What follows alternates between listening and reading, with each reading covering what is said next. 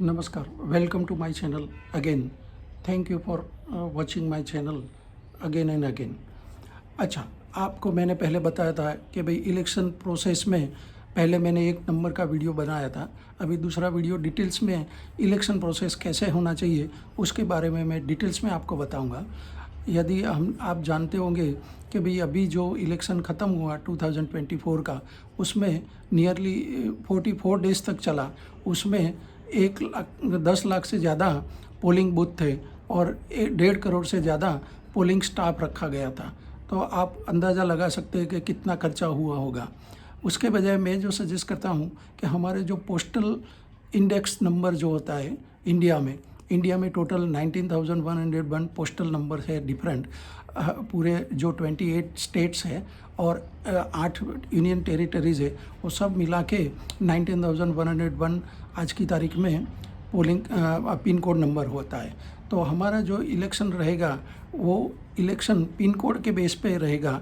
तो हर एक pin code के लिए दो ही, और अपना जो मैंने सजेस्ट किया था कि भाई हमारे यहाँ 2 पार्टी और प्रेसिडेंशियल टाइप डेमोक्रेसी का से प्रावधान होना चाहिए। तो क्या है कि 2 ही कैंडिडेट खड़ा रहेगा 2 ही पार्टी से। अभी जो एनडीए है और यूपीए है, तो 2 ही पार्टी के में जो भी छोटे छोटे दल है वो मर्ज हो जाएंगे और 2 ही पार्टी का रिप्रेजेंटेटिव कैंडिडेट खड़ा रहेगा। तो क्या है कि ये जो अभी ईवीएम में इतने सारे कैंडिडेट्स का सब एकोमोडेट करना पड़ता है, तो वो भी ज़रूरी नहीं रहेगा। और मैं जो अपना जो वोटर आईडी कार्ड है, पहले मैंने बताया था कि भाई वोटर का लिस्ट कैसे प्रिपेयर करना चाहिए, कि हर एक बिल्डिंग में वो चेयरमैन या तो जो प्रेसिडेंट है वो उसको सर्टिफाइड करेगा, या तो नियरेस्ट पुलिस स्टेशन के बेस पे उसको वेरीफाई करके सर्टिफाइड करेगा। दूसरा, जो कार्ड इलेक्शन कार्ड बनेगा, वो कार्ड में 4 फैसिलिटी होगी, मर्ज होगी। एक तो इलेक्शन कार्ड होगा, एक दूसरा है उसका आधार कार्ड का रेफरेंस होगा, तीसरा उसका बैंक डिटेल्स रहेगा और चौथा उसका पैन कार्ड रहेगा। तो क्या है कि पूरा ये जो सिस्टम है, तो उसका जो भी कार्ड है वो वैलिड रहेगा, उसके ही पिन कोड के बेस पे ही वो वैलिडेशन रहेगा। यदि वो आउट ऑफ कंट्री भी रहता है या तो आउट ऑफ अपनी खुद की कॉन्स्टिट्यूएंसी में से बाहर रहता है, तो वो वोट कर पाएगा। उसका भी सिस्टम मैं जो बताता हूँ कि हमने ये जो क्रेडिट कार्ड का स्वाइप सिस्टम रखना पड़ेगा। तो क्रेडिट कार्ड जैसे हम कोई परचेज करते हैं क्रेडिट कार्ड, तो वो स्वाइप मशीन जो आता है वही मशीन से हमको ये पोलिंग करना चाहिए। और उसमें एक फैसिलिटी वही रहेगा कि भाई जो स्वाइप करता है तो इसका पूरा वहाँ कंफर्म हो जाएगा कि भाई हाँ, यही पिन कोड के बेस पे इसका बैंक अकाउंट है, इसका आधार कार्ड में भी ये पिन कोड का नंबर है, एड्रेस है, और ये उसका पैन नंबर में भी उसका वही एड्रेस है, और यही पिन कोड को वो बिलोंग करता है। तो वही वो चारों जगह पे वो होगा मिलान, तो ही वो वोट कर पाएगा। और उसका बैंक में भी मैं आपको बाद में सजेस्ट करने वाला हूँ डिटेल में, कि वो जो भी आदमी है इंडिविजुअल बेस पे एक ही अकाउंट रख सकेगा, एक से ज़्यादा अकाउंट नहीं रख सकेगा। और वो भी अपने पिन कोड के जो बैंक लाइसेंस है वही बैंक में वो अपना अकाउंट रख सकेगा। तो उससे भी बहुत खर्चा सेविंग होगा, तो वो बाद में बात करेंगे। तो हाँ, तो ये जो अपने वो स्वाइप मशीन से वो वोटिंग करेगा, और वो भी वोटिंग अपने जो नियरेस्ट पोस्ट ऑफिस है वहाँ जाके ये करेगा। तो क्या है कि इतना स्टाफ रखने की ज़रूरत नहीं है। और यदि पोस्ट ऑफिस कम पड़ती है, अभी 1,54,725 के आसपास टोटल पोस्ट ऑफिस है ऑल ओवर इंडिया में, तो वो और इसके सामने हम जो यूज़ करते हैं 10 लाख पोलिंग बूथ यूज़ करते हैं। तो ये इसके हिसाब से हम पोस्ट ऑफिस का थोड़ा बढ़ा सकते हैं। इसमें फ़ायदा ये रहेगा कि ये जगह पे पोस्ट ऑफिस में हमारा मशीन रहेगा। और दूसरा कि कहीं नेशनल लेवल पे कोई हमको ओपिनियन पोल करवाना हो, या तो हमको डिसीजन में पब्लिक को इन्वॉल्व करना हो, तो उसी टाइम पे ये मशीन जो है स्वाइप मशीन, उसके बेस पे पब्लिक एट लार्ज वहाँ वोटिंग कर सकती है और उसका ओपिनियन हम ले सकते हैं। तो कोई प्रॉब्लम उस टाइम भी नहीं आएगा, और विद इन वन वीक ये ओपिनियन पोल भी ख़त्म हो जाएगा उसका।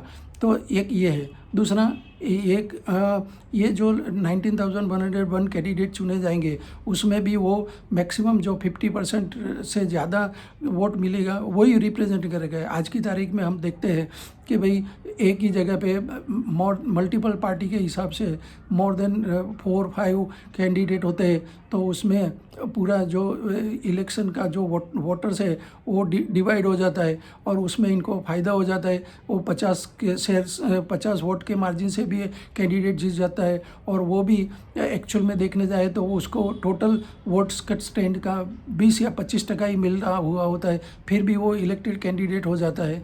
और वो कहीं भी अपना जब भी कोई दूसरा उसको मौका मिलता है तो वो पार्टी भी चेंज कर लेता है, या तो कुछ न कुछ उसमें और कोई दूसरी पार्टी आके ले जाती है और अपनी पार्टी में उसको शामिल कर देती है। तो ये जो भी चलता रहता है सिलसिला, तो पूरा देश का एडमिनिस्ट्रेशन पूरा उसमें ही उलझा रहता है और उसमें अपना जो पब्लिक का काम ये लोग नहीं कर पाते हैं। तो ये कॉन्सेंट्रेट कर पाए पूरा 5 इयर्स, एक दिन छोड़ के पूरा 5 इयर्स वो लोग पूरे पब्लिक के काम में ही टाइम पास कर पाए, तो वो कॉन्सेंट्रेशन होगा, पब्लिक को फ़ायदा होगा और पब्लिक के काम में ही वो लोग जुटे रहेंगे। उसका दूसरा, ये जो पिन कोड बेस है, तो एक वेबसाइट बननी चाहिए, उसमें पिन कोड के बेस पे जो भी पब्लिक है उसको अपना क्या क्या एक्सपेक्टेशन है, क्या क्या प्रॉब्लम है, वो सब उसको बताना चाहिएगा। और जो कैंडिडेट 2 कैंडिडेट खड़े रह रहे वो भी अपना उसमें ये अपना क्लैरिफिकेशन देगा कि हाँ मैं आपको प्रॉमिस देता हूँ कि ये कर पाऊँगा, ये कर लूँगा, ये कर दूँगा। तो वो उसके सामने फिर पब्लिक उसको देखती रहेगी और कांस्टेंट बेस पे कि भाई ये उसने जो प्रॉमिस दिया था वो खाली जुमला ही था कि भाई वो एक्चुअल में वो प्रॉमिस को वो फुलफिल कर रहा है। तो ये जो भी सिस्टम मैं सजेस्ट कर रहा हूँ उसमें आगे जाके पब्लिक को और एज अ होल अपने इंडिया को एज अ होल बहुत फ़ायदा होने जा रहा है। हाँ, अभी जो 90,101 जो कैंडिडेट लोकल लेवल पे हमने चुने हैं उसके फिर देखेंगे कि हमारे यहाँ 806 टोटल डिस्ट्रिक्ट है इंडिया में। तो जो डिस्ट्रिक्ट लेवल पे जो कैंडिडेट है वो अपना एक रिप्रेजेंटेटिव उसको बनाएगा, या तो 3-4 रिप्रेजेंटेटिव वो डिस्ट्रिक्ट लेवल पे बनेगा। तो उसके बेस पे हमारा स्टेट असेंबली का कैंडिडेट चुना जाएगा और उसके बेस पे हमारा नेशनल लेवल का भी मिनिस्ट्री या तो जो बनाना है वो हम उसको रिप्रेजेंटेशन दे सकते हैं। आज की तारीख में हमारे 28 स्टेट है और 8 यूनियन टेरिटरीज़ है और उसमें सब मिला के 4,123 MLAs है। तो ये MLAs हम जो 19,000 जो चुन रहे हैं उसमें से ही हम ये MLA चुन के 4,000 के लेवल पे लाएंगे, तो वो रिप्रेजेंट करेगा स्टेट लेवल पे और उसके बेस पे 543 अभी हमारा जो लोकसभा में MP है उसको भी रिप्रेजेंट करेगा। फिर उसमें से मिनिस्ट्री कैसे बनानी है, जैसे कि अभी लिमिट है कि 15% ऑफ द टोटल जो इलेक्टेड मेंबर्स है उसका 50% से ज़्यादा मिनिस्टर्स नहीं होना चाहिए, तो वो भी हम स्टेट लेवल पे और यूनियन लेवल पे कर पाएंगे। और दूसरा, जो व्हिप इश्यू होता है जब प्रेसिडेंट का इलेक्शन होगा तो उसमें ये 19,101 को ही वोटिंग का राइट मिलेगा और वो लोग जो वोटिंग करेंगे उस टाइम कोई पार्टी उसको व्हिप्स नहीं देगा कि भाई यही कैंडिडेट को आपको वोटिंग करना है। क्रॉस वोटिंग भी पॉसिबल है, तो हो सकता है। तो क्या है, उससे हमको पूरा मालूम पड़ेगा कि भाई कौन कैंडिडेट मैक्सिमम मेंबर्स जो ग्राउंड लेवल का मेंबर है उसके रिप्रेजेंट करता है, तो वही प्रेसिडेंट बनेगा।